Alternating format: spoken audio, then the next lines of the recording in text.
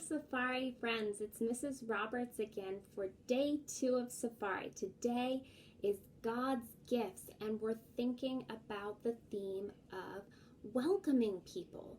And so when we think about gifts, sometimes we have to think about what's most important. Are things most important, or are people most important? Remember, if you would like to draw your answers today, to grab a set of coloring supplies and a piece of paper. If you want to write, go ahead and grab a pencil and a piece of paper. Or if you would like to talk, grab a friend or have your quiet talking time with God. So, grab what you need, pause the video, and come right back. We're going to start with a song today again, and we're going to sing one of my favorite songs, which is I've Got That Joy. And one of the most fun parts about it, I'm going to leave to you, is you get to shout where really loudly. So have fun with that. I've got that joy, joy, joy, joy down in my heart. Down in my heart. Down in my heart. I've got that joy, joy, joy, joy down in my heart. Down in my heart to stay, and I'm so happy, so very happy. I've got the love of Jesus in my heart, and I'm so happy, so very happy. I've got the love of Jesus in my heart. I hope you shouted that nice and loud. It makes it lots of fun. There are other verses too. If you know them and want to pause it and sing some more, feel free to do that. We're going to go ahead and move on to the story of the prodigal son. And this is a story that doesn't have very much joy in it until the end. There's going to be some heartbreak first. Once there was a man who had 2 sons. Now, this man worked hard to make a lot of money so that he could leave it for his boys when he died. One day, his younger son came to him and said, "Father, I am no longer happy here with you. I want my share of your money now so I can spend it as I please." Sadly, the father divided up all that he had and gave the son his portion. Happy with his new riches, the son gathered up his things and left home. He traveled to a country far away, sure that his money was going to make him very happy. When he arrived in the strange country, the young man found many things to spend his money on. Wicked people taught him to gamble and took many dollars from him. Others pretended to be his good friends and talked him into buying things for them. Every time he turned around, he was paying for their rich food and a lot of wine for them to drink. Before long, the young man found that all his money was gone. Those who had acted as if they were his friends paid no attention to him. Now he saw that he was going to have to find a job in order to have something to eat. Then famine came upon that country, and food became very scarce. There were no crops to tend, and the man could not find a job. Finally, he found a farmer who agreed to let him feed the pigs. By this time, he was so hungry that he would have eaten some of the husks that were to feed the pigs. But no one gave him any. Among the smelling, grunting pigs, the young man could not help thinking of the clean home he had left. He thought of the servants who worked for his father and how much better off they were than he was. He made up his mind right then, "I will go back to my father. I will tell him how wrong I have been and that I don't deserve to be his son any longer. Maybe he will let me live at home just as a hired servant. That would be enough." Immediately he set out on the long journey toward home. For many days he traveled. Finally, he saw his father's house in the distance, and someone stood there waiting for him. It was his father. The two began running toward each other and fell into each other's arms. "Father," began the son, "I am not good enough to be your son."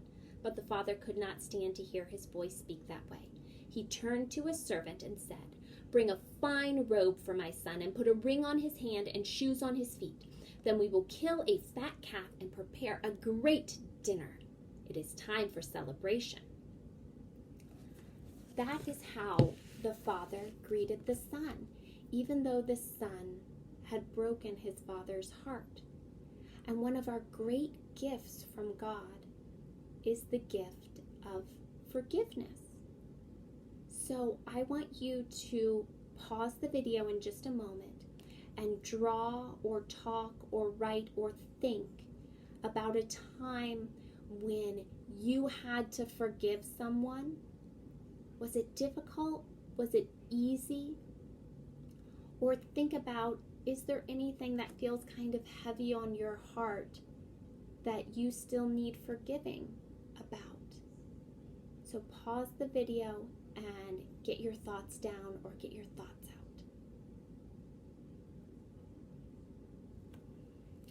The other book that I have to share with you today is called Alabama O. And it is a book about a little girl who is different, because God's gifts don't just come looking one certain way. Sometimes they look and feel very different. So, here is Alabama O. There was once a little girl named Alabama O. She was a curious girl. She had big eyes and a way of tilting her head that seemed like she was looking and thinking, looking and thinking, looking and thinking every day. Alabama lived in a town that was mostly beige. The buildings were beige, the roads were beige, the houses were beige. Alabama thought beige was blah. Alabama loved colors. I hope you have a favorite color. That's something that you might do. Share with someone what your favorite color is today. Alabama loved green and blue and orange and yellow and red and pink and purple. She most especially loved it when colors were painted on flowers. Alabama just adored flowers. When Alabama O rolled around the beige town on her bicycle, she would stop, look at a flower, even the smallest, teeniest, weeniest flower, jump back on her bike, lift her arms, and shout, "Whee!"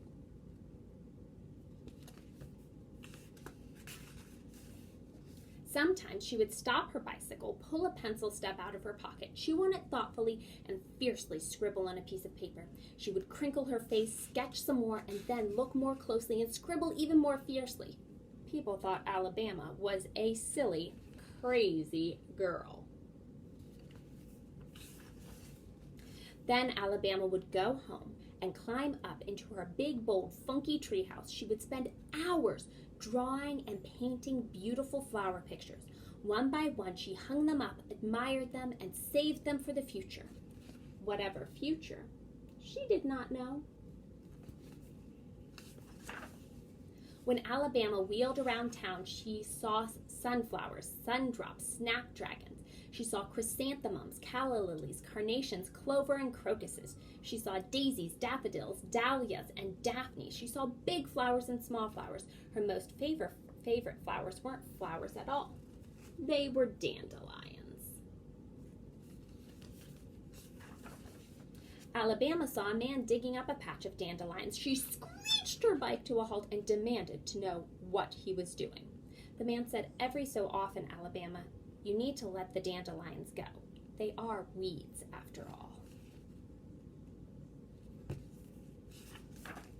Alabama O put her hands on her hips and insisted, "No, dandelions are not weeds. They are special flowers that are colorful and bright, and when they change, they are explorers, riding the wind to new adventure."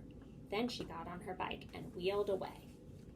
The townspeople watched her ride around on her bike and draw her pictures, but when the townspeople heard her talk about dandelions, they just shook her head. "Alabama, what a silly, crazy girl," they whispered. They don't see her as a gift. Like a flower herself, Alabama grew and grew and grew. She grew bigger every year. One year on her birthday, her parents gave her a magical box. Alabama carried that box around with her on her bike. She would stop her bike, point the box at the flowers, and most especially the dandelions, and jump back on her bike and ride away. Can you see what the box is? It's a camera.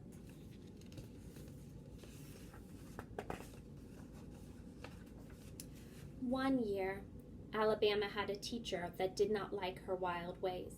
Miss Bodico did not like Alabama. No, she did not. Alabama was too spirited, too carefree, too interested in art and flowers. Have you ever had someone who didn't understand you? That's something you can write or talk or draw about if you wish. Miss Bodico talked to Alabama O's parents. Alabama O is just too much. She's too colorful, too dreamy, and too different. Alabama O must pay attention. She must be a proper young lady. She needs to tone it down. Alabama O's parents talked to her. We love you, Alabama, just as you are, but sometimes you must try harder to fit in. You must be respectful. I am respectful, Alabama said. She just doesn't like things that are colorful or people who are different. Nevertheless, she is your teacher, her parents said. Alabama tried to fit in. She really did. She wore plain clothing. She was really quiet in class, at least most of the time. But when she saw flowers, especially dandelions, she couldn't stop being happy.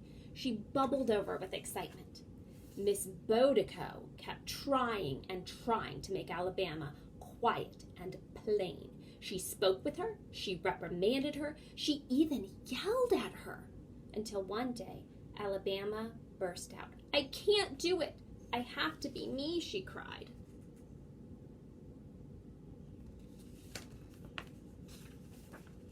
Do you know what she did next? She called her mom and told her, I'm going home. Before her mother could reply, right in the middle of the school day, Alabama ran out of the school and down the block. She climbed up the ladder into her big, bold, funky treehouse. Guess what Miss Bodico did? It's hard to believe, but right then in the middle of the school day, now this is fiction, Mrs. Bodico ran after her. She ran out of the school and down the block, following Alabama.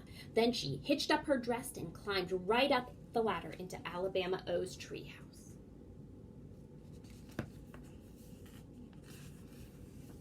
Alabama was very surprised when Mrs. Bodico opened the door of the treehouse. Mrs. Bodico was even more surprised. In fact, she was amazed. There were pictures of flowers everywhere, and they were beautiful. Mrs. Bodico walked over to Alabama O, who was sitting on the floor sobbing, and asked her gently, Where did you get these pictures? Alabama O stood up, wiped the tears from her eyes, and said proudly, I drew them. Mrs. Bodico was shocked. Suddenly she realized how wrong she had been about Alabama O. Alabama was unique, gifted. She simply looked at things a little bit differently than other students. At that very moment, Mrs. Bodico learned the importance of accepting people and appreciating their uniqueness.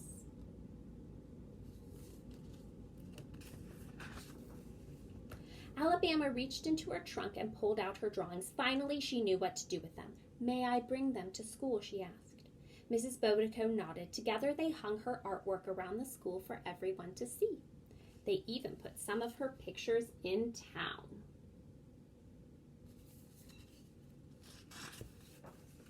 Alabama O became something of a town celebrity. The townspeople, the students, even Mrs. Bodico grew to love Alabama O. They loved her beautiful pictures, the special way she looked at the world, and of course, her beloved dandelions. So there were some thoughts that maybe you could jot down while we were doing the story if you paused it. But what I really want you to think about today is, how do we treat people who are different? And how can we try to see those differences as gifts instead of something that separates us? We're going to go ahead and close in prayer again today. We're going to say the Our Father together, because that is one prayer that joins us together. In the name of the Father, the Son, and the Holy Spirit. Amen. Our Father, who art in heaven, hallowed be thy name. Thy kingdom come, thy will be done, on earth as it is in heaven. Give us this day our daily bread, and forgive us our trespasses, as we forgive those who trespass against us. and lead us not into temptation, but deliver us from evil. Amen. Have a wonderful day and share what you have been learning and thinking with someone.